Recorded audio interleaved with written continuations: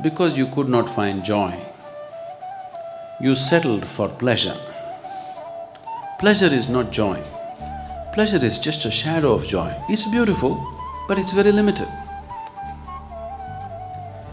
Whenever you involve yourself in pleasure, if you want to have pleasure, you need something or somebody to have pleasure, isn't it? Yes? The deeper you go into pleasure, the deeper your bondage with this something or somebody.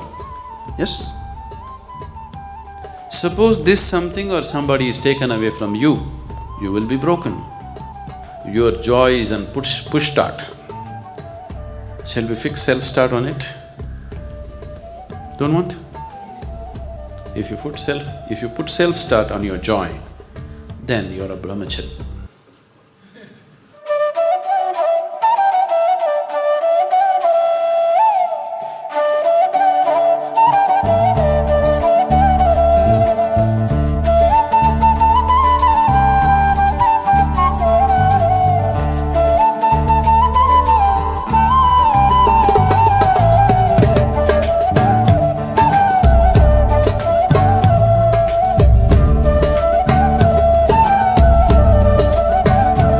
One thing is, it's good for the nation's population.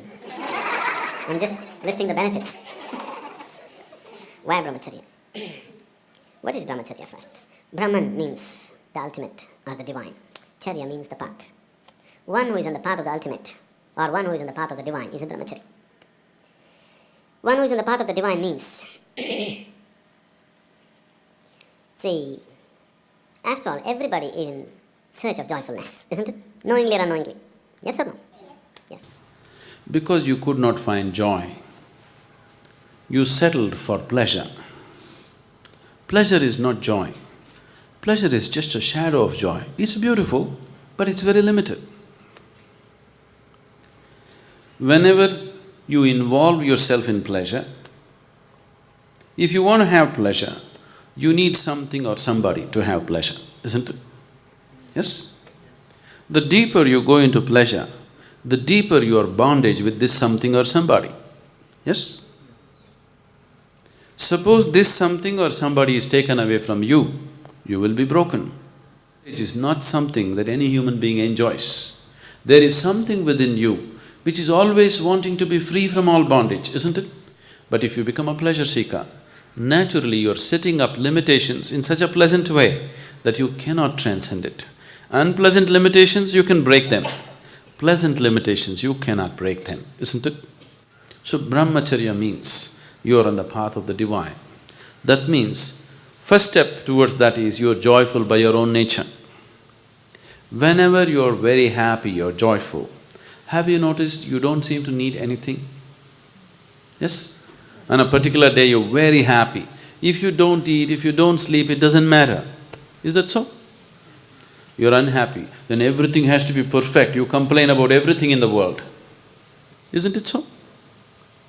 When you're really joyful, just see, it sets you free. When you're unhappy, everything is important, everything has to be in a particular way. For everything you will complain. Unhappy people are always complaining. Happy people are always easy to work with, easy to be with, because nothing matters when you're happy. Everything is flexible. Which is freedom? Joy is freedom or pleasure is freedom? Joy is obviously freedom, isn't it? So, you're seeing how to become joyful. If you seek it outside, you will invariably end up becoming a pleasure seeker. Anyway, the source of joy is within you. Whenever you were happy, did happiness happen from within you or did it rain upon you from outside? Always within you, isn't it? So if the source of happiness is within you, searching for it outside is quite a stupid thing. Yes? Your joy is on push start. Shall we fix self-start on it? Don't want? If you put self-start on your joy, then you're a Brahmachari.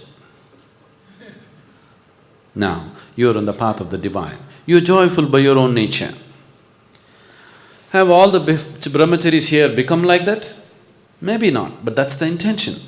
They're working towards that. To work towards that, you need a certain space and time of your own, that you don't have other things to handle in your life. So, they have chosen a certain way of life. Now, your problem is that by the time you became 14, your intelligence got hijacked by your hormones so much, you can't understand or you cannot accept how somebody can be free from it.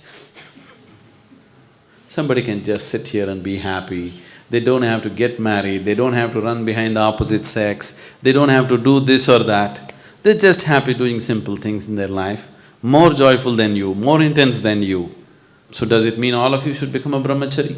No, all of you should become a brahmachari internally. In terms of lifestyle, not necessarily.